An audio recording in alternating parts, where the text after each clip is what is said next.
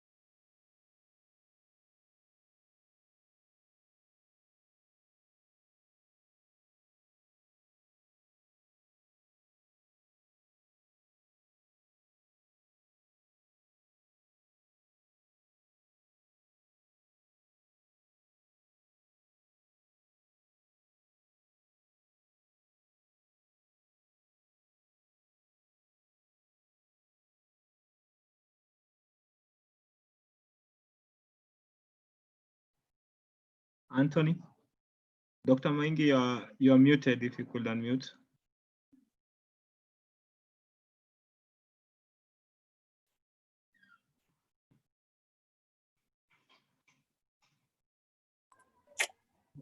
I don't know. They are muted, so I'm trying to unmute them from my end. Okay.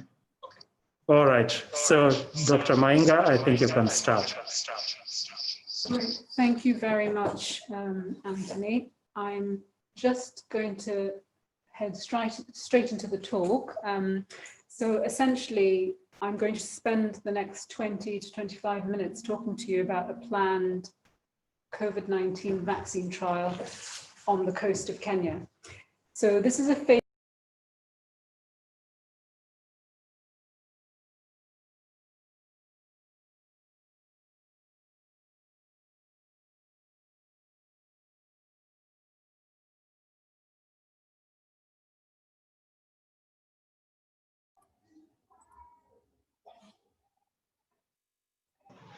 Hello, Dr. Maingi, if I could interject. You're muted. If I, yeah, you're unmuted and you need to share your screen again because you dropped out. Oh, okay. So let me start again. Yeah. Can't see the buttons there. Try and see which one it is now. The video is on.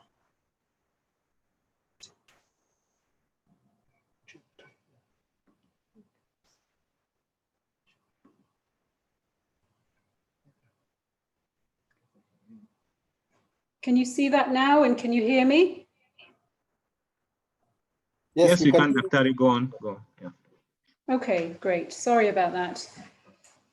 So yes, my name is Dr. Hamaluba, and I'm going to speak to you about our proposed COVID-19 vaccine trial. And this is a phase 1B and 2 single-blinded randomized control study to determine immunogenicity and efficacy of a candidate coronavirus disease vaccine. The candidate is called ChAdOx1-nCoV-19, and it will be conducted on the coast of Kenya in adults. The short title of the study is called COV004 and really represents a global response to developing a vaccine. So we're the fourth trial that should have taken place across the globe and out of the 5, but 5 has gone ahead of us. So this is a trial that is funded by the by the Wellcome Trust and the University of Oxford. And the University of Oxford has gone into partnership with AstraZeneca to develop the vaccine further for final licensure.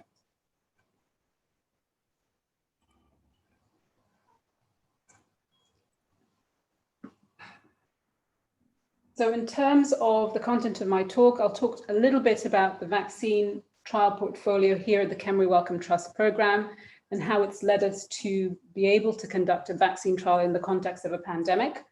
I'll talk about the current SARS-CoV-2 infection situation report here in Africa, some of the rationale around having a vaccine trial in our context, the current data on UK trials that have gone before us, and the current design of the Kenyan study, and the current status of the Kenyan trial. I emphasize this is current because this is a very dynamic situation and new evidence is forthcoming every day, and therefore the trials are having to be adaptive and to change based on that response. So just talking about the KEMRI Wellcome Trust in general, we've been conducting trials here for over 16 years, and the vision has always been the same, to conduct trials where we can immediately implement clinical changes in looking after sick patients particularly. You can see on the map that we're based primarily in the red dots, so our base is in Kilifi on the coast, but we also have hubs in Nairobi and in Uganda as well. And what I've shown here in the orange dots is really collaborative sites across East Africa, but in reality our collaborations are worldwide, and I can talk a little bit about that later. So in terms of the type of trials that we do, initially when the program was set up, we were looking at trials that really look to understand disease and pathophysiology. And over time, we then started doing early phase trials, particularly in critically ill children. And now we're really doing a whole portfolio of phase 1 all the way to phase 4 trials, where we have large multi-center trials that stretch across the continent and Asia as well, and trials in Europe. So in terms of the type of disciplines where we conduct trials, we're working in many different areas: malnutrition, critical care, sickle cell disease. We're soon starting a trial looking at implementing guidelines on mental health. We also work in newborn health and antimicrobial resistance. And we look at everything. We look at devices, drugs, vaccines, therapies, and even health system trials as well. And we're able to do this because we have several platforms, and all these platforms make it feasible for us to be able to conduct these trials. Within the continent, the African continent, it's not every country that is able to do phase 1 first in human trials, for example.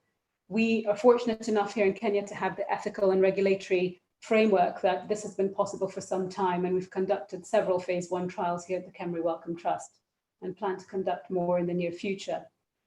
We also have very well set up labs in terms of our clinical trials labs, our immunology labs. We have a large engagement platform where we're engaging the public, the community, and policymakers about the work we're planning, the work we're doing, and the results that we're generating. We also look to our social scientists and our scientists who are involved with ethical research, and they help feed back into how best we can actually conduct our trials, how we can improve on them, and when the community has a concern or the public has a concern about the way we're approaching studies. So it's very dynamic. There's a health economics unit based in Nairobi, and they really help us implement some of the thoughts around cost of interventions and policy and how we can actually think about the impact, the economic impact of some of the work that we do. There's a large clinical information network, a growing clinical information network, where we're currently looking at pneumonia trials across several hospitals. The network currently entails 15 hospitals, but is rapidly growing, especially in the context of the pandemic.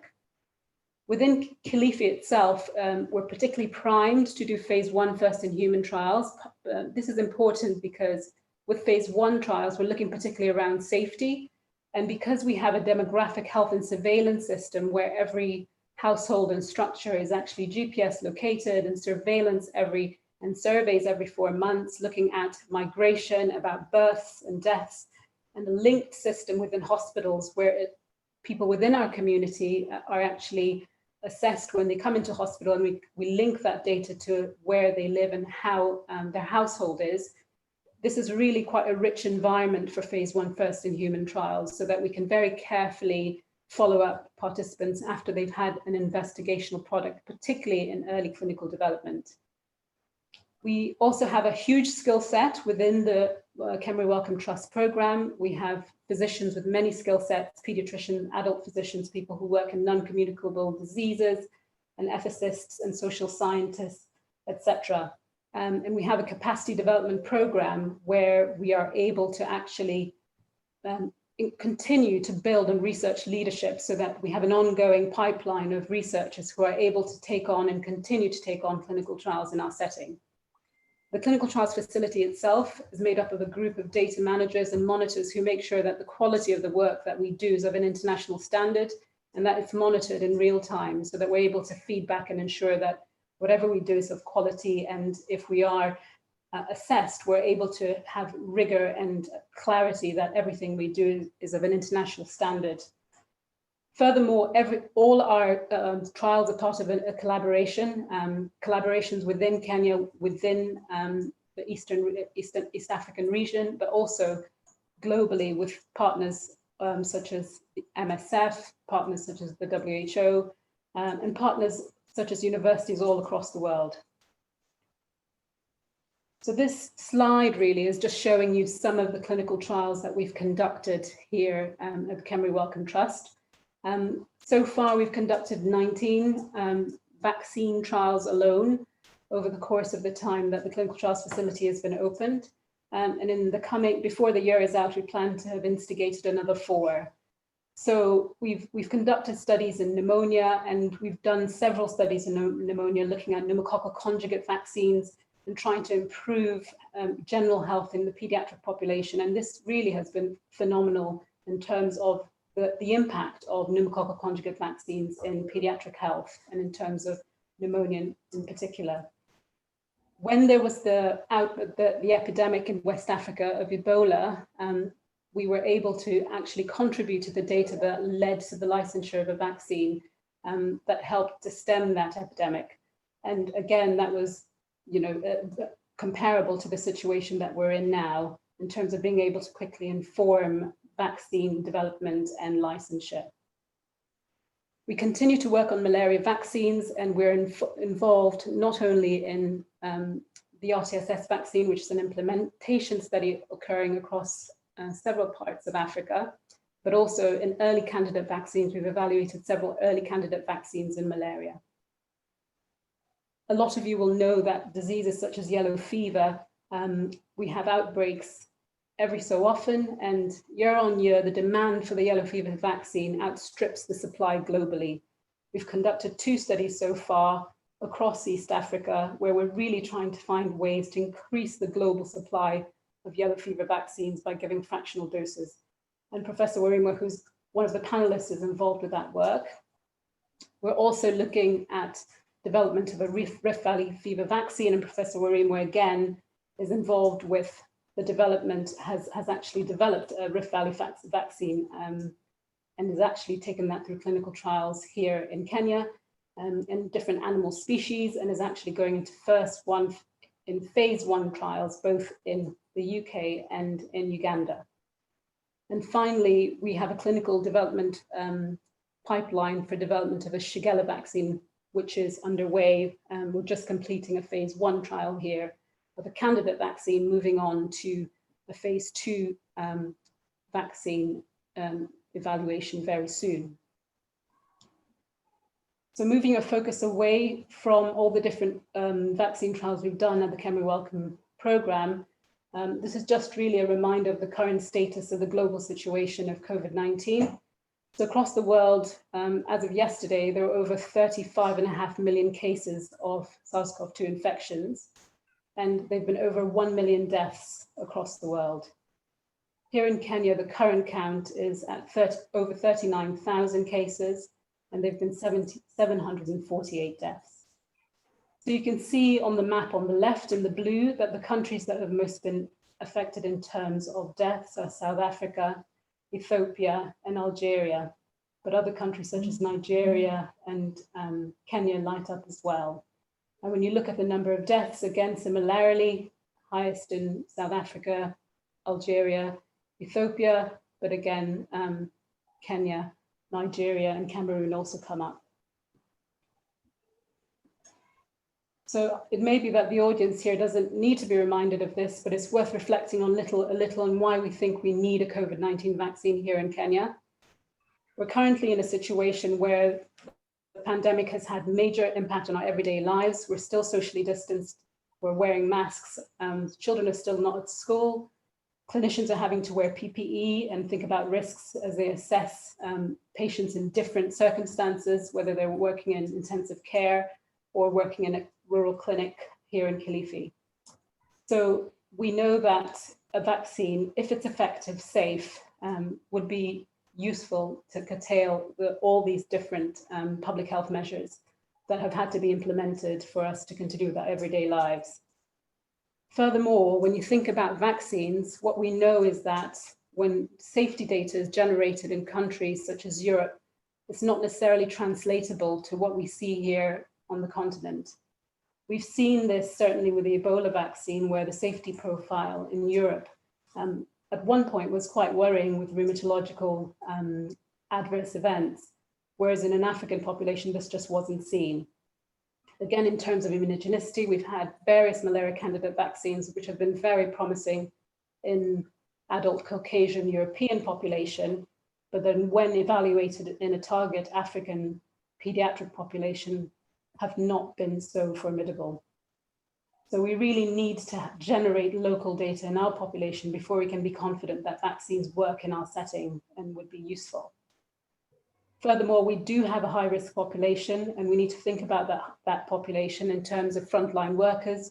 We need to think about people who are deemed at high risk because of other non-communicable diseases and how we would go about vaccinating our population in the context of a licensed vaccine.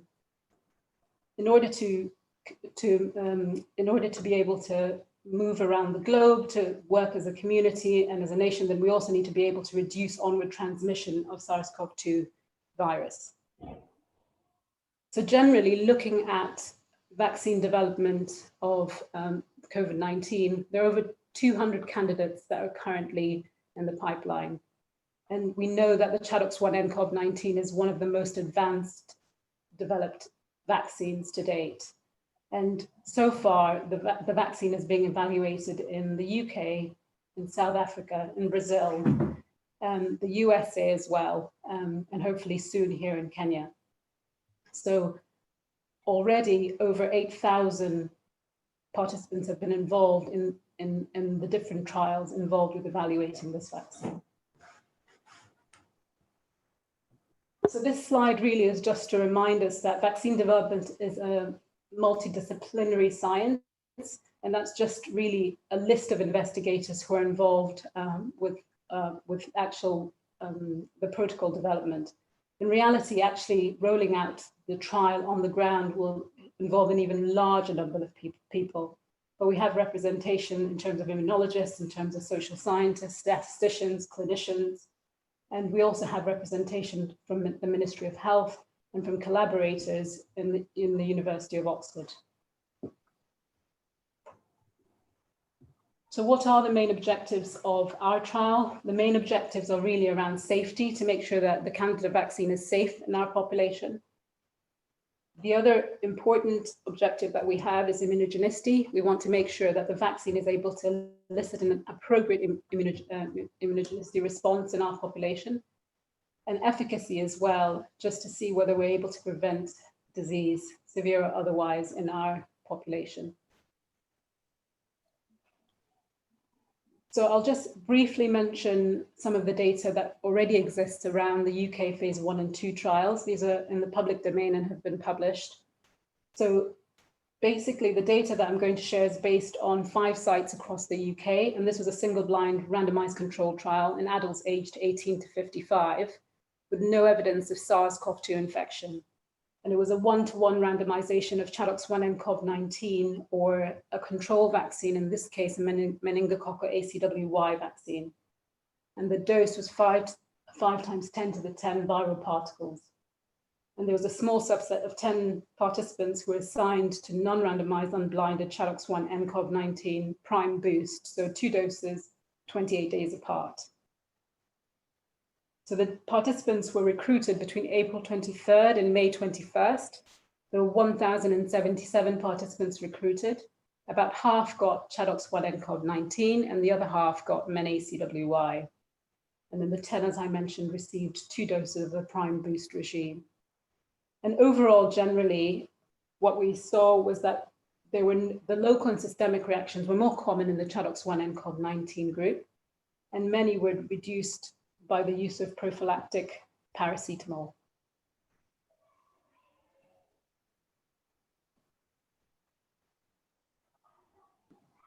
So what I'm showing here really is the local adverse events that we're seeing. And what we can see is that when you compare the ChAdOx1-nCoV-19 vaccine to a control vaccine, the adverse events we see are comparable, albeit a little bit more frequent in the ChAdOx1-nCoV-19 vaccine. So the type of things that we're seeing were pain, tenderness, and warmth, all of which were short-lived, resolved within a week, and were mostly mild in nature.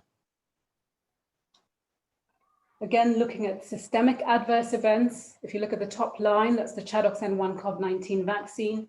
The adverse events had all settled by 7 days. Most of them were mild in nature, but pretty much most of the adverse events we saw were spread out in terms of chills, fatigue, fever, feverishness, headache, joint pain, malaise, muscle ache, and nausea. Looking at the slide here, what I'm trying to show you is the immune response. And on the first blue figure, what we can see is the control vaccine, and the responses there are very flat, as you would expect, because there's no protection or no immune response towards the spike protein, which is the protein on the virus.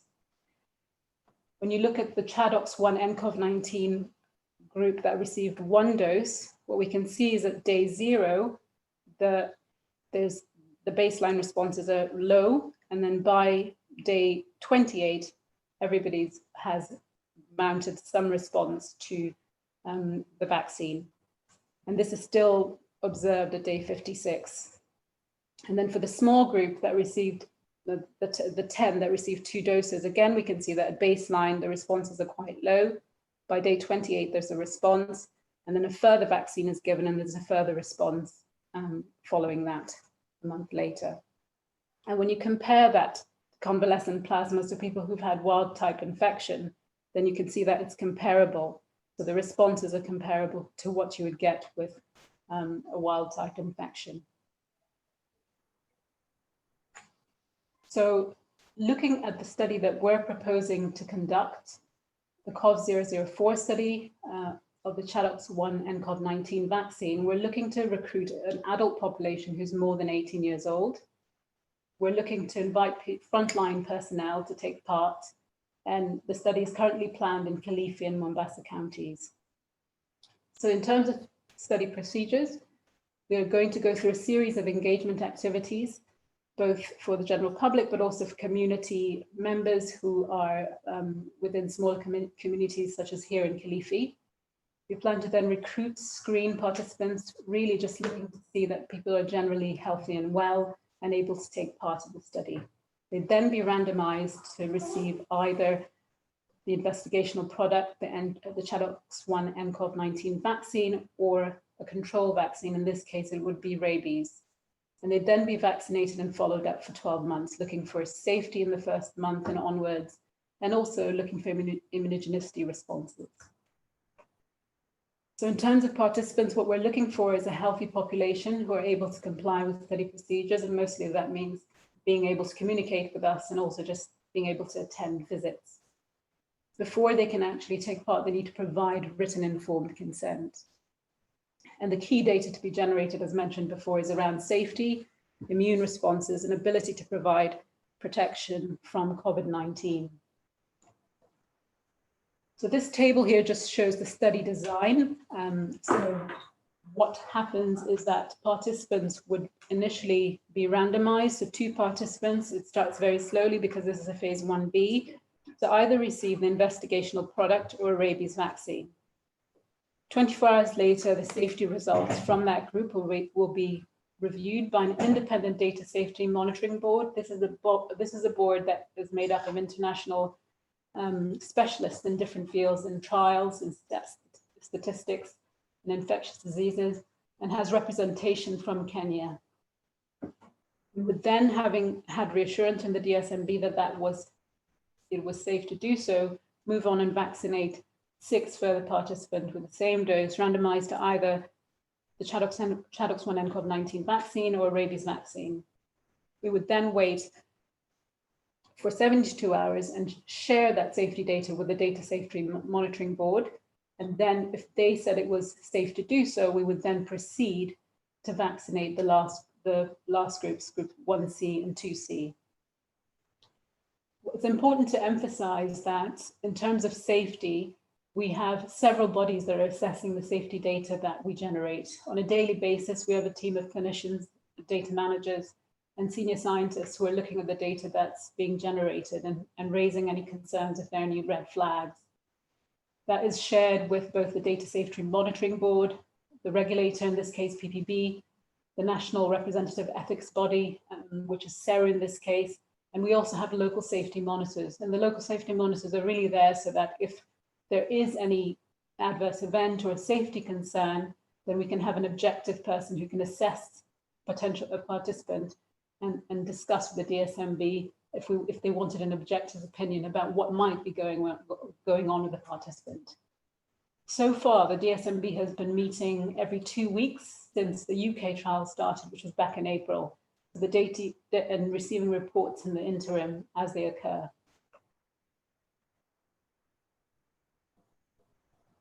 So without going into too much detail about that table, this is really just to tell you there are about 8 or 9 visits for each participant who takes part. The first and second visit can be merged into one, where a screening visit and a vaccination might happen on the same day, where participants are screened or potential volunteers are screened. And we're looking for good health through physical examination, through taking blood samples, checking if female potential participants might be pregnant, for example, and general examinations. We also take swabs so that we're able to better interpret immune responses based on the presence or absence of SARS-CoV-2. Anyone who develops an illness would be in communication with the study team and get support from the study team. And should there be any COVID-19 disease, then again, they would follow the normal pathway as per the Ministry of Health guidance. Following vaccination, we have safety visits, closed safety visits over the 7 days following vaccination. And this is really so that any adverse events can be communicated. And this goes on in the month following vaccination.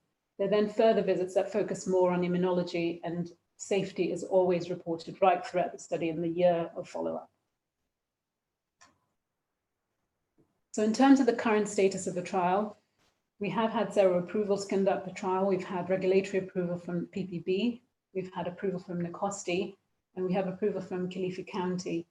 And because of the evolving safety data, we've had to update some of the study documents, and that's currently being reviewed by the ethics committee and the regulator. And as soon as those are approved, then we should be ready to start the study, and that should be happening fairly soon. So what I'm going to leave you with next is an animation about the study and what it entails, to summarize some of the things I've discussed so far.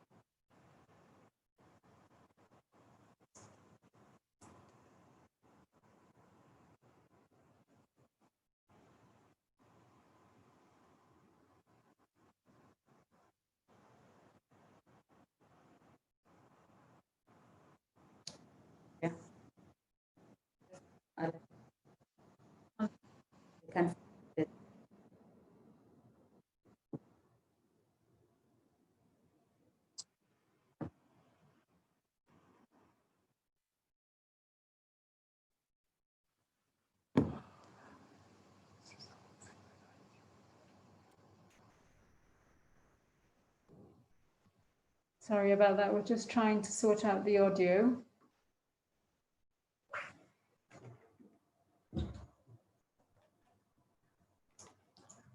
Apologies, everyone. We're trying to fix the audio.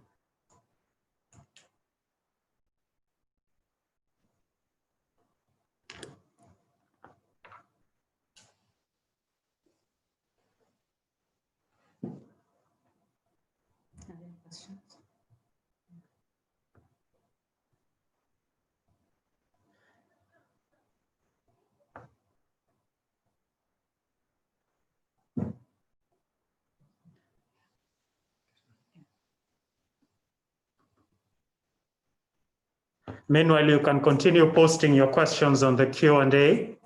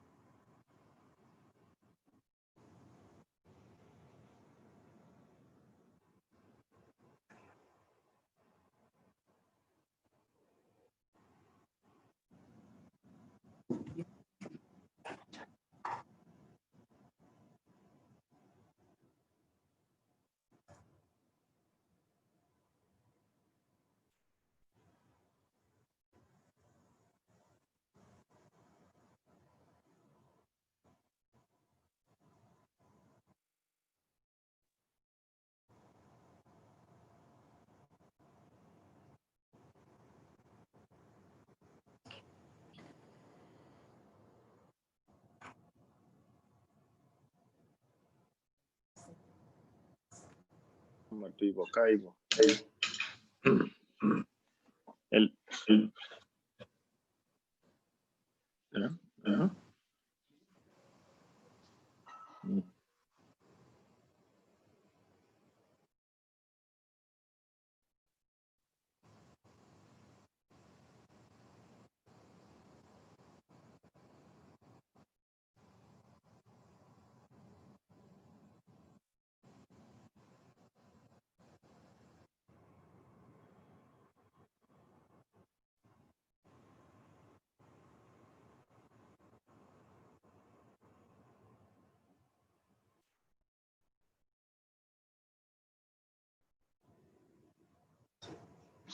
On the Zoom, you can go to the 3 buttons and share computer audio on the Zoom application. You can try to go up there on some 3 dots and share computer audio. Doc, you were able to hear them. It's only the video that has no sound, I'm thinking. Yeah. Yeah, but it's the computer that is sharing the sound. So they can, yeah, there, that's better. nCoV-19. Thank you. So, how will the vaccine can be prepared? A similar approach was used to make the Ebola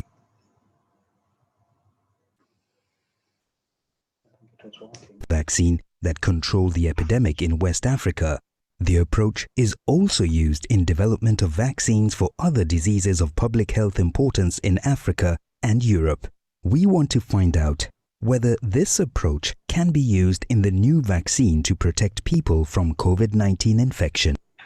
To do this, researchers need to compare the group receiving the ChAdOx1 trial vaccine with a control group.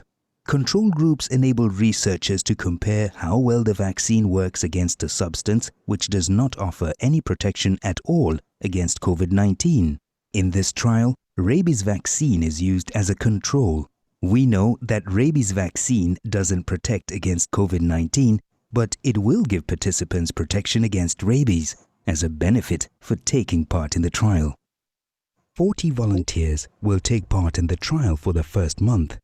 This will enable researchers to confirm the safety of ChAdOx1. The study will be explained to them, and if they are healthy and willing to participate, they will sign a consent form.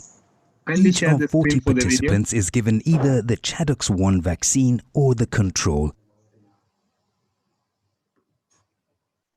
Still sharing the presentation, and we need to see the video. Yeah.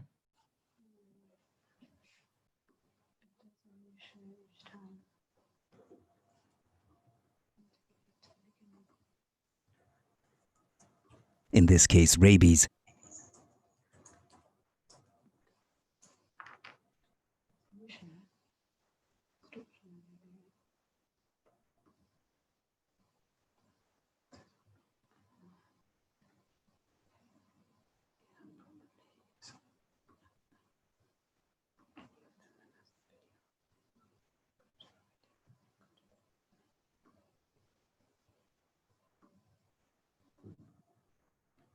And this is decided randomly or by chance, a bit like flipping a coin. But participants will not know whether they have been given the ChAdOx vaccine or whether they were given the control. This is to make sure that their behavior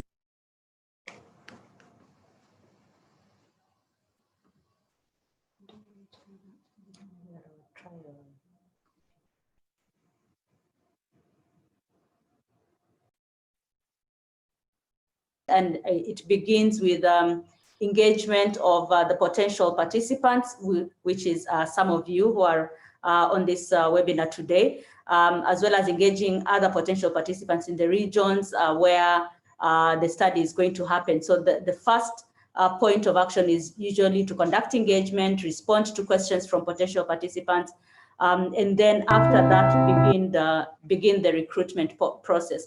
So participants would have a number that they can call to show their interest, and that would be a study team, a number that goes to the trial team, and then the trial team would reach out to them to give them further details of participating in the study. Thank you. Over to you, Tony. All right, and you can see the contacts there. We think because of the technical problems, we'll try play the video at the end of the webinar, or possibly send a link that people will be able to access via their emails. So I will go into the discussion session, and I know several people joined late, so I'll first of all just reintroduce the panelists. So the presenter was Dr. Mainga Hamaluba, who's the head of the clinical trials facility in Kilifi. Then we also have Professor George Warimwe, who's the principal investigator of this COV-004 vaccine trial in Kenya. And we also have Ms. Noni Mumba, who's the head of community engagement at the KEMRI Wellcome Trust, who are the panelists. So thank you very much to all attendees. And we'll now go into the discussion session proper. And I'm just going through some of the questions that have been asked. There's one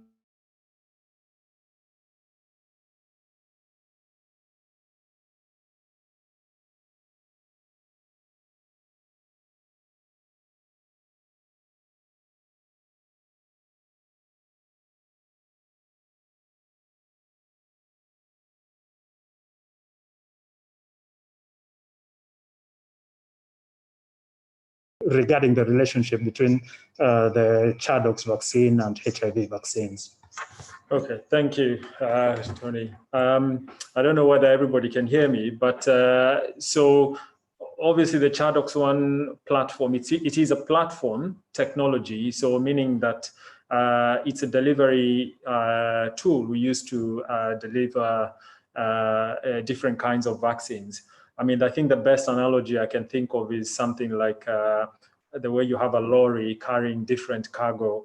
One day it can carry tomatoes, maybe the next day it can carry potatoes and that kind of thing. And so the actual platform has been developed over many years and used for making vaccines against various indications. One of the first ones was influenza. And then it's also been evaluated for use against tuberculosis vaccines and Middle East respiratory syndrome and so forth. And so we know quite a lot about the safety profile of that platform. And so to develop a new vaccine against a new disease becomes relatively straightforward from the technical perspective because you know so much about this technology. We know how we can make a construct to elicit the right or the desired kind of immune response. And this is the position where our collaborators and partners in Oxford found themselves in. And so from the perspective of different diseases, whether HIV, malaria, and so forth, that will vary from disease to disease. And this is why we conduct the vaccine trials.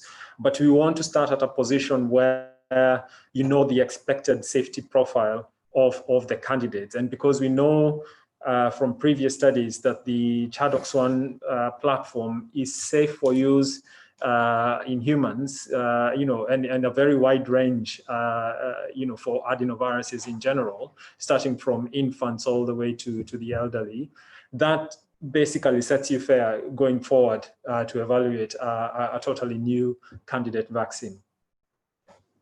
Okay, thank you very much, Professor Warimwe. There are a couple of other technical questions regarding the vaccine that I'll direct to you that are coming in. So there's a participant who'd like to know which part or parts of the virus is the vaccine composed of.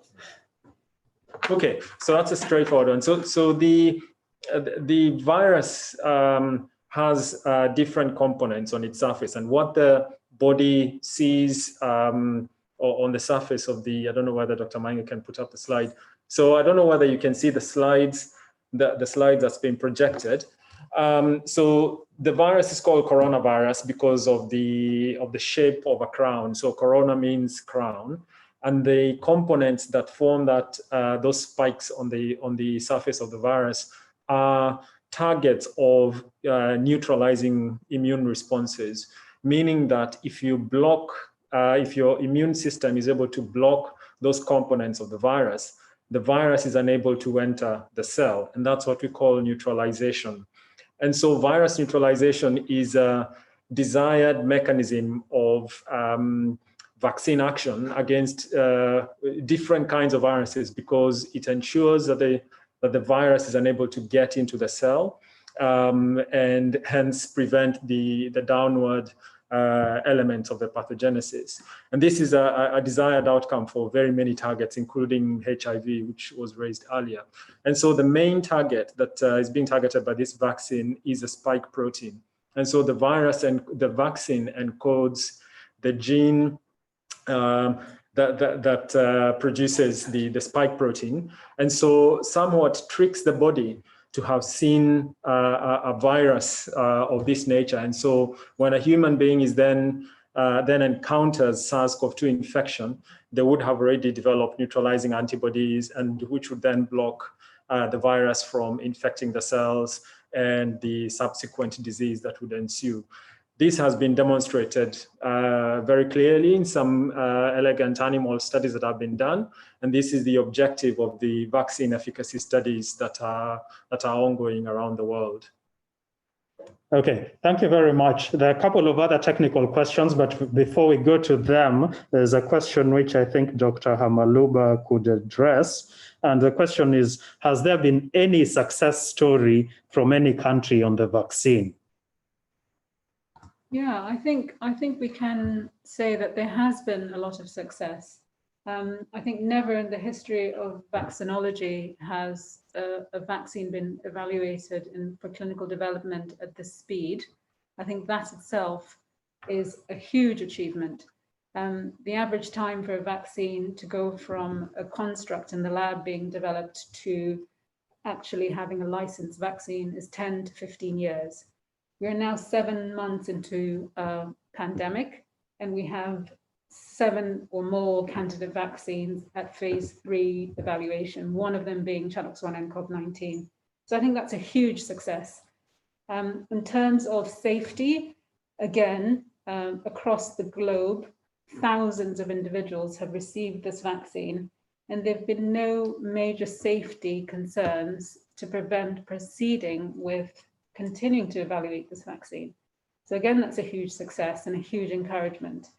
In terms of immunogenicity, I've shared with you some of the published data around whether this vaccine actually elicits an immune response, and we clearly can see that in a UK population it does. There are forthcoming data for South Africa, which will be really interesting for us, from Brazil, which will also be really interesting from us, and obviously from here in Kenya. So again, I think that's a huge success.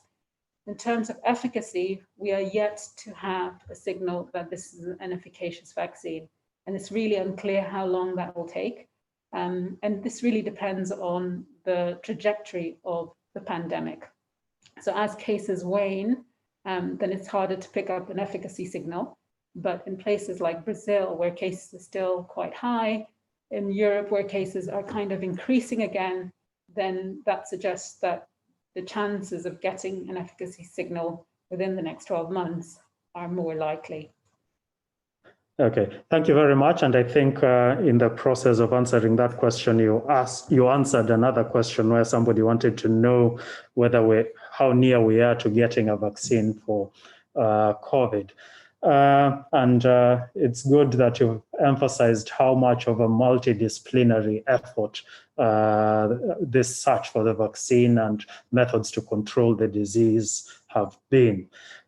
So another question that has come from a participant, again, I'll direct it to Dr. Hamaluba, is why use the rabies vaccine? I guess the question is why use it for the control? And people would like to know why we're using the rabies vaccine.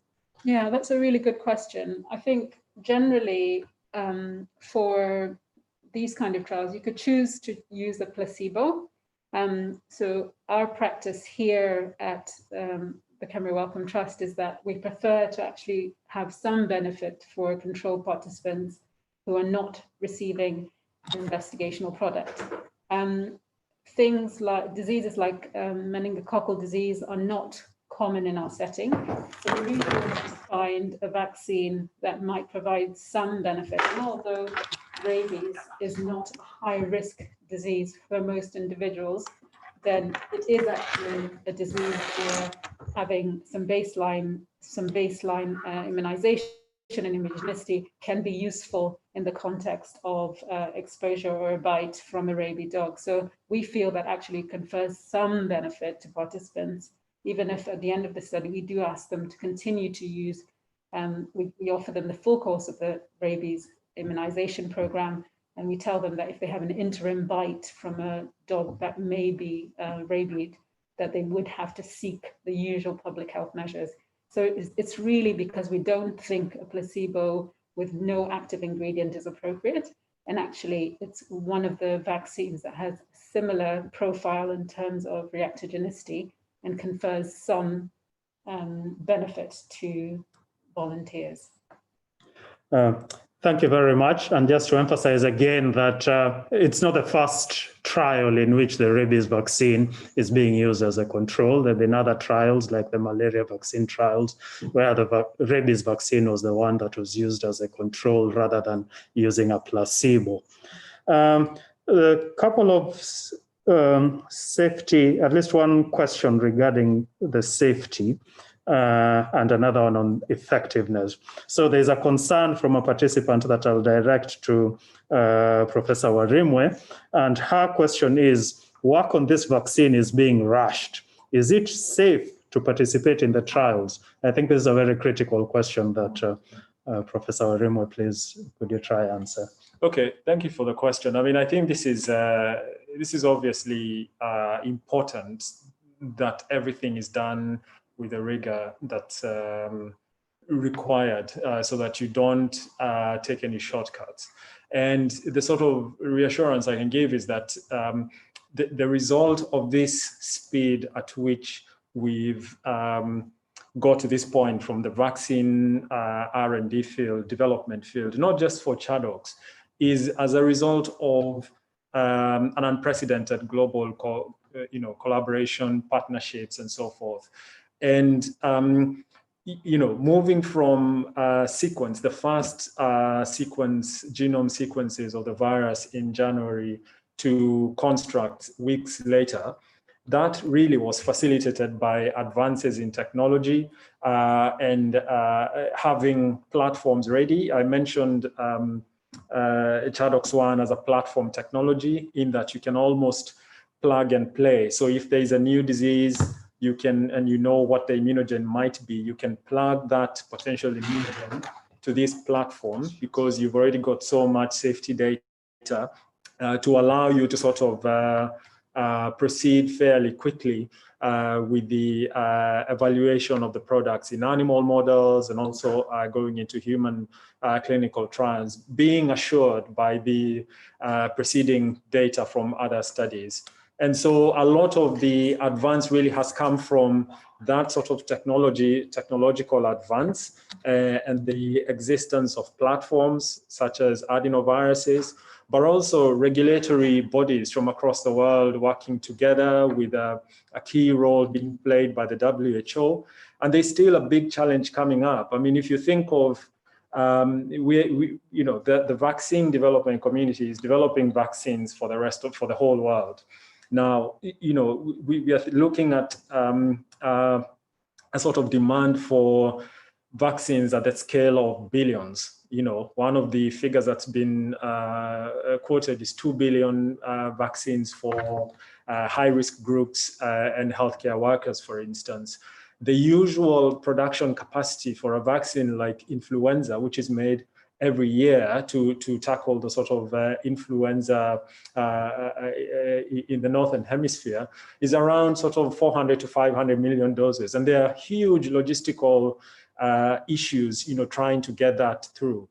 Now we're doing something that's unprecedented, producing billions of vaccine in a short space of time. So that will need a lot of innovation and partnership as a world in terms of tackling this pandemic. And this is why, every so often, Dr. Tedros at the WHO talks about no one is safe until everybody is safe. And it really has got to come from that global partnership. Okay, thank you very much. There are a couple of other technical questions regarding the vaccine.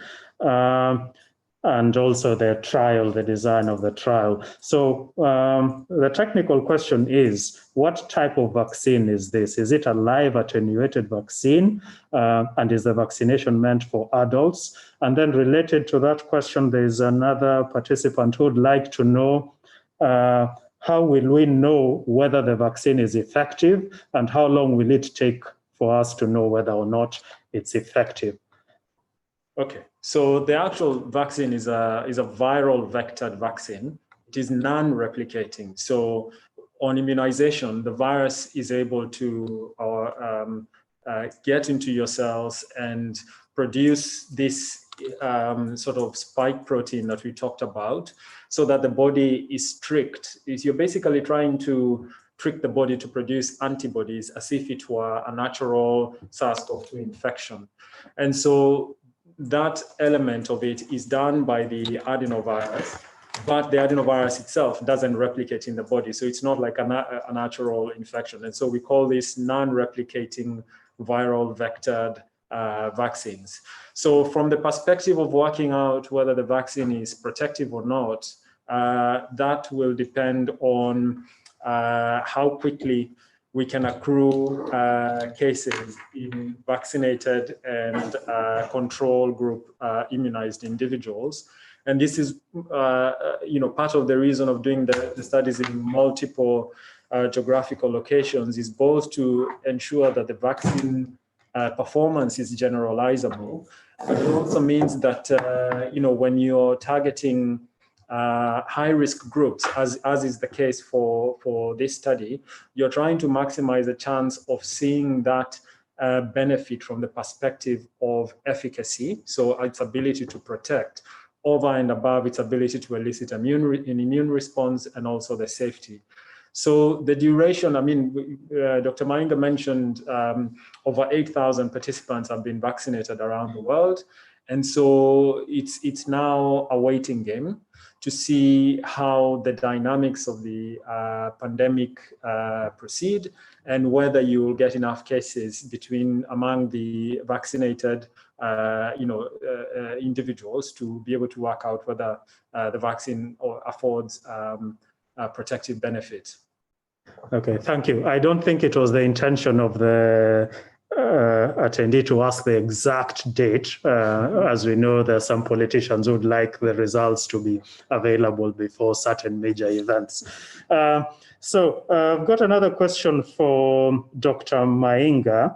And the question is, one, about the frequency for people who, with regard to the rabies, if someone has rabies, can he or she participate in the trial? And then another question is regarding the frequency of administration of Chadox compared to the rabies vaccine, I assume, or I guess the administration of the placebo, the control versus the active vaccine. Yeah, thank you very much. That's a very important and good point. So basically, I presume the question around rabies is whether one has had the vaccine rather than the disease. Is that correct?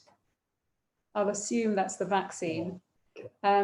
So if you've had the vaccine, so the main exclusion criteria is that you shouldn't have had any vaccine within 30 days of receiving the investigational products.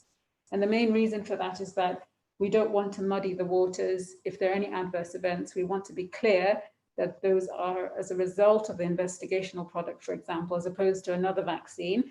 And also we don't have data to know if there's any interaction, for example, within vaccines that are closely administered. So there's no, as long as there's at least a 30-day window, there's no reason why you shouldn't be able to take part. In terms of the frequency of rabies, then the usual standard regime would be at least 3 doses. And in this case, the ChAdOx1-nCoV-19 vaccine is 1 dose. So we are giving 1 dose of both vaccines, 1 dose of ChAdOx1-nCoV-19 and 1 dose of rabies at the time points of the trial, where on this table, it comes up as V1. At the end of the study, everybody who's participated, whether you've received the ChAdOx1 nCoV-19 vaccine or the rabies vaccine, will be offered a full course of the vaccine. And that's very clearly stipulated. So even if you've only had one dose of rabies, then you would get the full course at the end. And there's actually evidence that there is reasonable protection inferred by one dose of rabies. And in some literature, an additional one dose would be sufficient. But actually, we've, on discussion with the ethical committee, we've taken a conservative line, and we want to ensure that everybody who's been offered the vaccine has maximum protection. So everybody will get a full course at the end, or be offered a full course at the end. Okay, we're almost coming to the end of the webinar, and thanks for all the questions that have come in. I think we'll go now to the last set of questions.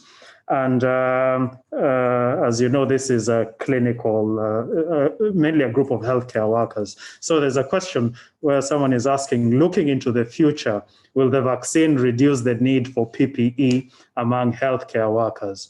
I don't know what you think, Professor Orimo. I mean, I think the best possible scenario is a situation where you have a vaccine that's so good, provides protection with a single dose.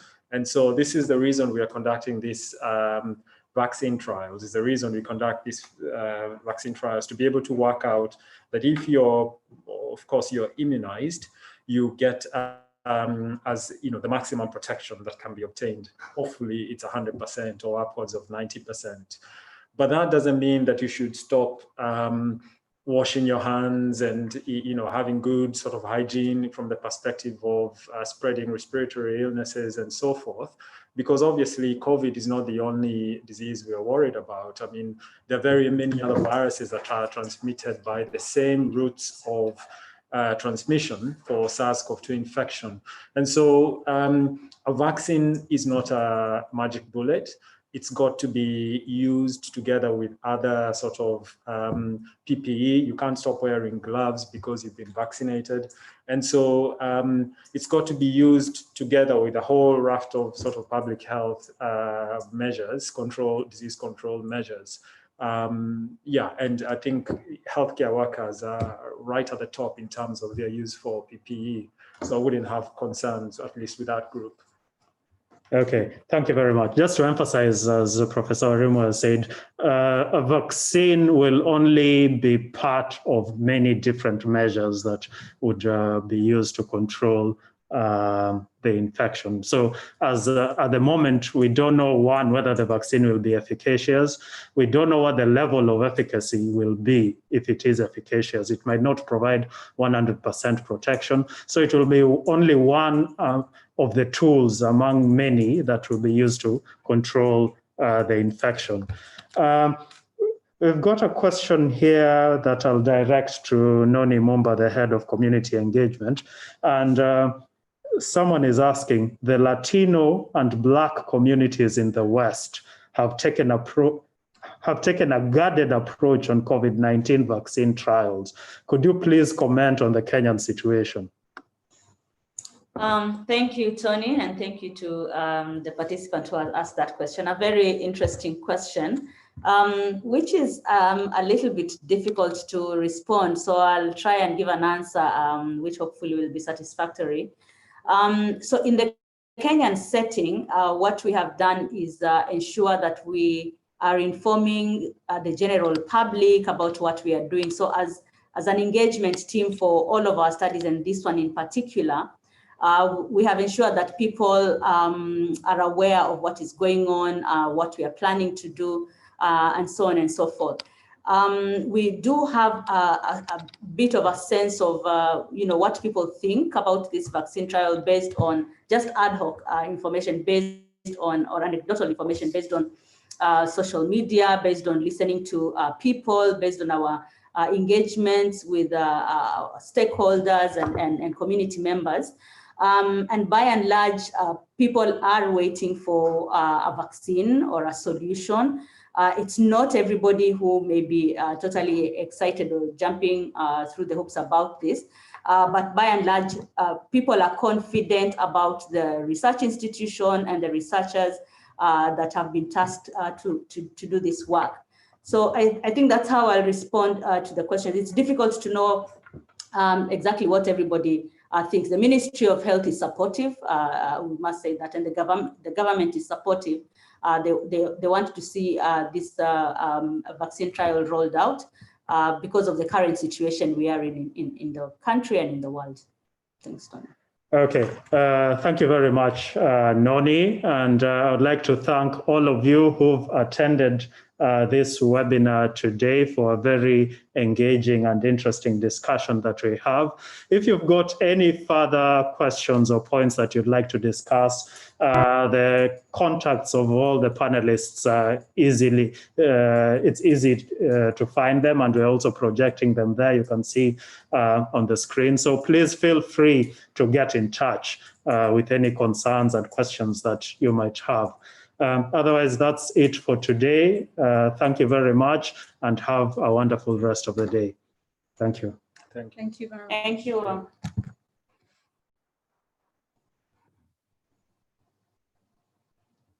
Bye, everyone. Bye.